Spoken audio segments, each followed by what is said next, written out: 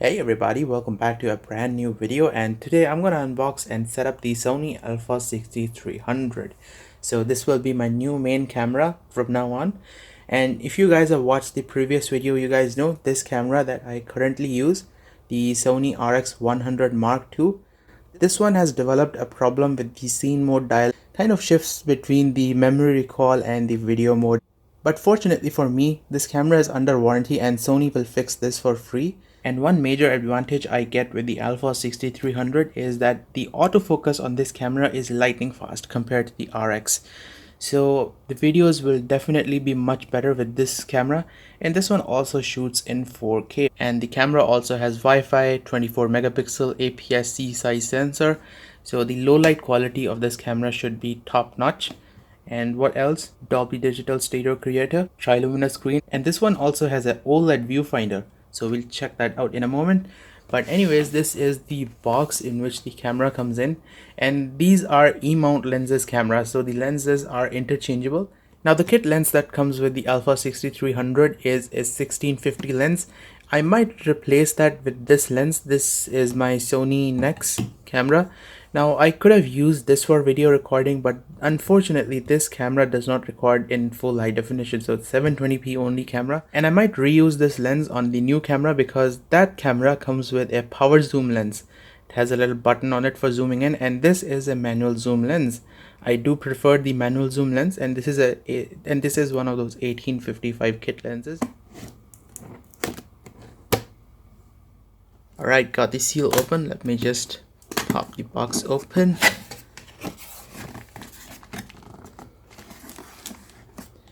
Alright, we have a memory card. Yeah, it might be a 64 gigabyte memory card. Just take it out, but when I take it out, the label of the memory card comes out with this thing. Yeah, Sony. Well, that sucks. Yeah, maybe next time don't use an adhesive behind this label. So somehow I got it off, but the adhesive behind this thing is so strong that the label of the card came off. But anyway, it's a class 10 card, SDXC, and it's a 64 gigabyte memory card, and it is a Sony card, so a fairly expensive memory card they have provided with the camera. So let's see what else is inside the box. We have an HDMI cable. This will be micro HDMI to full-size HDMI cable so that you can connect this camera to your TV directly. And we have some information booklet, information about the battery pack, but there is really nothing printed on it. Wi-Fi connection guide. This thing has NFC. You can just tap on your phone and it will work. Lenses and accessories. So this is the lenses and accessories brochure. Instruction manual. Make sure you read this. Next we have the warranty card. Make sure you keep this thing safe. Alright, so let's see what we get inside the box. This is the AC adapter. So it's a 5-volt adapter. I think it should be USB. Yes, it is indeed a USB adapter. We have the cup for the OLED viewfinder, battery, NP-FW50 battery. And one thing though, speaking about battery and charging, this camera is capable of charging over USB while you're using it. So this was one of the main reasons why I picked up the Alpha 6300 over the Alpha 6000. The 6000 camera cannot charge over USB while you're using it. And here's the power cord. This is the shoulder strap. Micro USB cable for charging and copying photos to your PC or your laptop. And as a part of the accessories, I also got this Sony branded carrying case, and this is really nice. There's a lot of space in this carrying case, and you can put your lenses over here, you can put your camera here, and you can actually resize this partition if you want. So this thing is removable like this.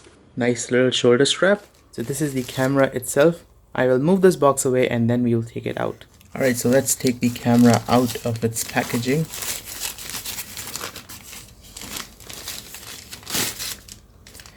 Take a look at this, guys. Absolutely beautiful.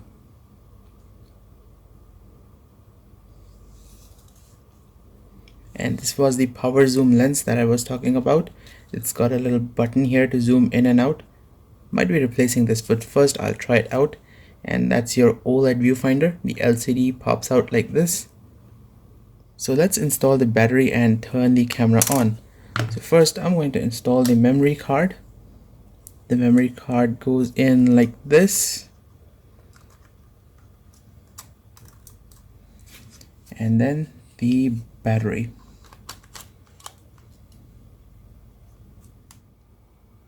Alright, I've got the camera all set up, and one thing I'm noticing is that the LCD is very reflective.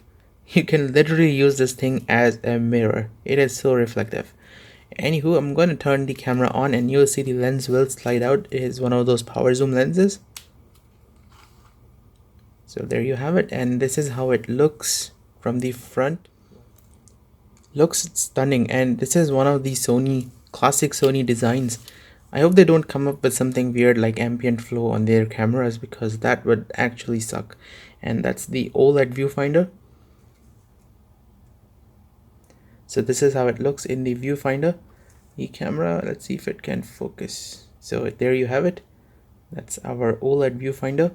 And each and every menu is also available in the OLED viewfinder. So if I press this button, so you can see all the menus, everything is available. And I accidentally pressed the flash button there, and the flash just popped right up. But anywho, let's just keep the flash off. And this is our power zoom lens. And you can see how fast the autofocus was. The lag time between autofocus is almost negligible. So one of the key reasons why I picked up the Alpha 6300 over the Alpha 6000 is that the 6300 can actually charge the battery while you're using the camera. So you can just use your power bank, or you can use an AC adapter and plug it in the camera, and you can just continue on recording your videos or clicking pictures indefinitely until your memory card is full. So let me just demonstrate this. And I've got my power bank here. I'm just gonna plug in. Just take a look at this battery icon here. So you guys will see, as soon as I plug in the power bank, the icon here in the battery will change. So now you can see the battery is charging, and the camera is not using the battery power. It is being powered off this power bank. And if you buy a large enough power bank, you can continue on recording videos until your memory card is full without worrying about the internal battery drain. So this is one big advantage you have with the Alpha 6300.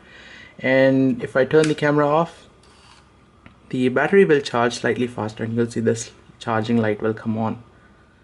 And the 6300 actually uses the exact same battery as my Sony Nex 3, so I can just swap out these batteries and there should be no problem. So this is also a Sony NP FW50 battery, and this 6300 also uses the exact same battery. So this is also Sony NP FW50, and I'm actually using the old battery in my new camera so that I don't degrade the newer battery. And I also have this external charger for the NP FW50 battery. This one came with Sony Nex 3. I can actually recharge these batteries outside the camera's body. So I have this option right here, and I can charge one battery inside the camera's body and one battery outside the camera's body. Take a look at that. Does look really nice. And the best part is there are no moving parts in the lens, so it does not extend or anything. And I do wish that this was black instead of being this chrome color, then it would match the color of the body. But nonetheless, does look quite stunning.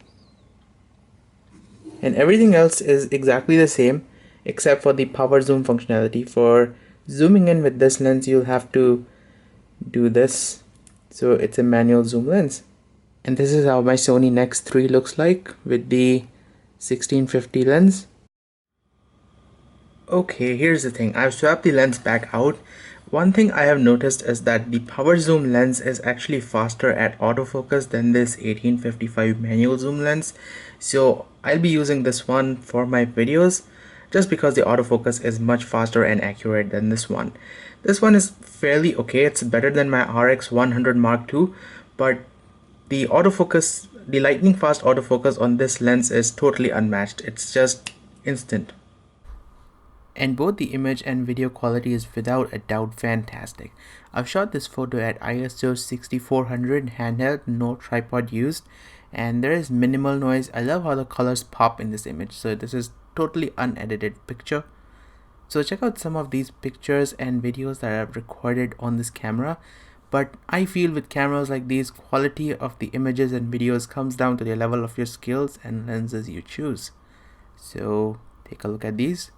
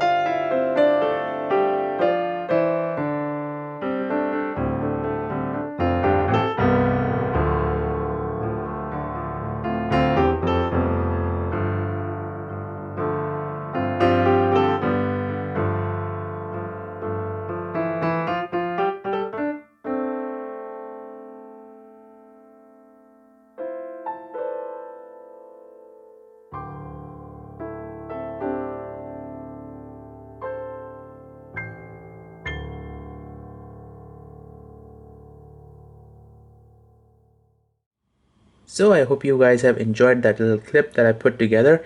And one thing I have noticed with the Alpha 6300 is that this camera kind of tends to overheat when you're recording 4K videos. So I have been able to record about 11 to 12 minutes of 4K videos before this camera shuts down. And this is with the extended recording settings. So if you go to menu, go to setup, we have this little option here, auto power off temperature. Now I have set this to high so that the camera remains on even while it's overheating, and by default it is set to standard, so make sure that you have the setting to set to high. But when this option is on standard, the camera kind of stops recording after 6 to 7 minutes depending upon the temperature of the camera. So I do like the high setting, but this is really not an issue for me because I rarely record videos at a stretch for more than 5 minutes. But just so you know, this camera does overheat, and if you live in a tropical country and if you're recording outside in direct sunlight, this might be sort of an issue. Alright guys, thank you for watching this video. Oh, and by the way, the Galaxy Note 9 review was shot entirely on the Alpha 6300 in 4K. So you might have an idea on how the video quality is like. So I am a little late in uploading this video, so I thought I'd finish off with the Note 9 review and then I'll upload the unboxing of this camera. And from now on I will be using the Alpha 6300 for all my future videos and will be recording in 4K. So thank you guys for tuning in. I hope you've enjoyed. I'll see you next time.